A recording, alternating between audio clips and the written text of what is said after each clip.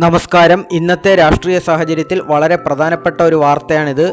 കേന്ദ്ര സർക്കാർ CAA നടപ്പിലാക്കി കഴിഞ്ഞു. അതായത് ഈ നിയമത്തിന്റെ അടിസ്ഥാനത്തിൽ പുതിയ 14 പേർക്ക് ഇന്ത്യൻ പൗരത്വം നൽകി. ഇതിന്റെ വിശദാംശങ്ങൾ പരിശോധിക്കാം.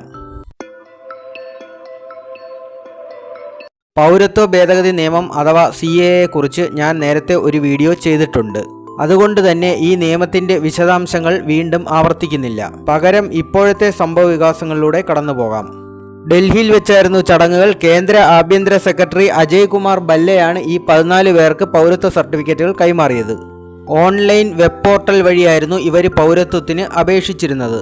2019 ഡിസംബറിൽ പൗരത്വ ഭേദഗതി നിയമം പാസ്സായെങ്കിലും അതിൻ്റെ ചട്ടങ്ങൾ നിർമ്മിച്ചത് 2024 മാർച്ചിലായിരുന്നു.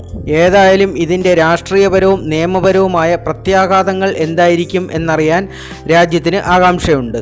സുപ്രീം കോടതിയിൽ ഈ നിയമത്തിനെതിരെയുള്ള കേസ് നിലനിൽക്കുകയാണ്. സുപ്രീം കോടതി ഈ നിയമം സ്റ്റേ ചെയ്തിട്ടില്ല എന്നുള്ളതായിരിക്കാം ഒരുപക്ഷെ കേന്ദ്ര സർക്കാരിനെ ഇങ്ങനെ ഒരു നീക്കത്തിലേക്ക് നയിച്ചത്.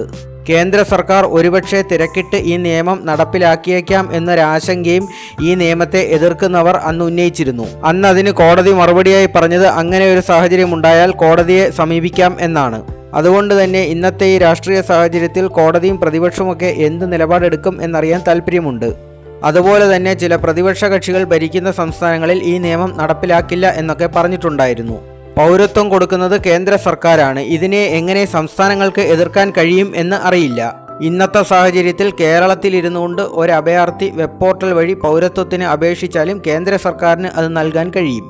അങ്ങനെ വരുമ്പോൾ പ്രതിപക്ഷ പാർട്ടികൾ ഭരിക്കുന്ന സംസ്ഥാനങ്ങളിലെ മുഖ്യമന്ത്രിമാരുടെ വാദം വെറും പൊള്ളവാക്കായി മാറുകയാണ്. ഇനി ജൂൺ 4 ശേഷം ഇന്ത്യ മുന്നണിയാണ് അധികാരത്തിൽ വരുന്നതെങ്കിൽ അവർ ഈ നിയമം റദ്ദാക്കുമെന്ന് പറയുന്നുണ്ട്.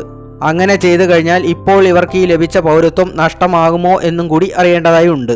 ഏതായാലും തെരഞ്ഞെടുപ്പിന്റെ ഈ വേളയിൽ ഇതിന് എന്ത് പ്രത്യാഘാതം ഉണ്ടാവുമെന്ന് കാത്തിരുന്ന് കാണാം. താങ്ക്